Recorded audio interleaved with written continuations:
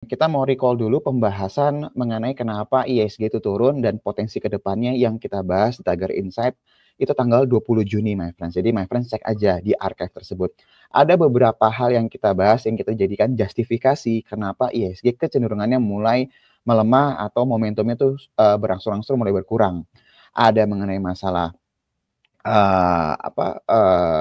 perang antara Iran dan juga Israel. Pada saat itu kita bahas masalah kebijakan suku bunga, terus juga masalah asing, inflow sama outflow, terus juga kita bahas mengenai IPO. Beberapa aspek ini seperti kebijakan suku bunga dan juga perang antara Iran dan Israel ini sudah mulai mereda ya. Jadi bisa dikatakan marketnya sudah mulai menyerap lah, jadi sudah mulai terrefleksi. Tinggal masalah flow asing masuk ke Indonesia dan juga dari sisi IPO nih, ini saya bahas terakhir dulu ya.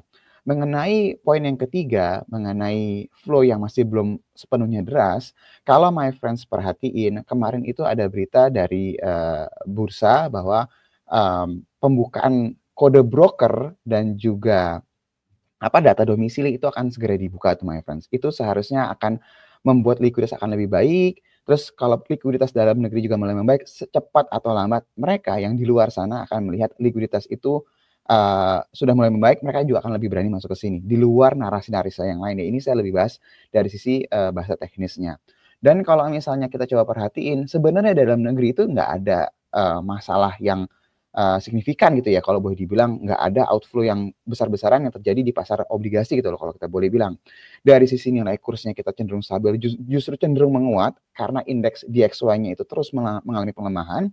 Yield obligasi terutama untuk 10 tahun itu kecenderungan terus mengalami penurunan, itu artinya demand-nya cukup tinggi dan itu menunjukkan bahwa pasar obligasinya itu sangat stabil di keadaan sekarang.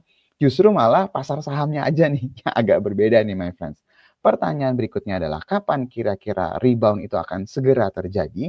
Kalau memang beberapa indikator yang tadi kita sebutkan itu sekarang sudah mulai terrefleksi dan sudah mulai pasar sudah mulai melihat keadaan-keadaan tersebut sudah mulai price in lah, berarti yang kita bisa bilang bahwa likuiditas seharusnya akan mulai membaik di minggu depan. Loh, tahu dari mana? Dasarnya dari mana?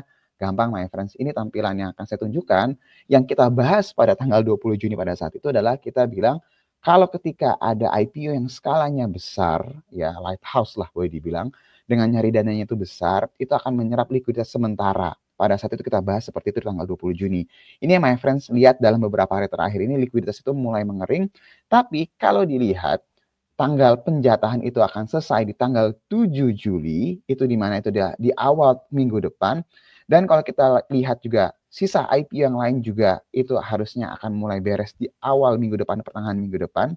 Tapi baik lagi ya, yang paling besar ini kan CDIA ya my friends ya. Jadi seharusnya likuiditas akan mulai membaik di minggu depan. Jadi kalau misalnya my friends tanya kenapa ya kok likuiditas ini menurun, terus nilai transaksi juga menurun. Karena salah satunya adalah adanya IPO yang skalanya besar yang menyerap likuiditas sementara. Jadi kalau misalnya my friends tanya, kapan IISG rebound? Jawabannya adalah ketika likuiditas mulai membaik, seharusnya di minggu depan kita sudah mulai lihat pergerakan pasarnya berangsur-angsur mulai positif. Karena likuiditasnya itu sudah mulai membaik.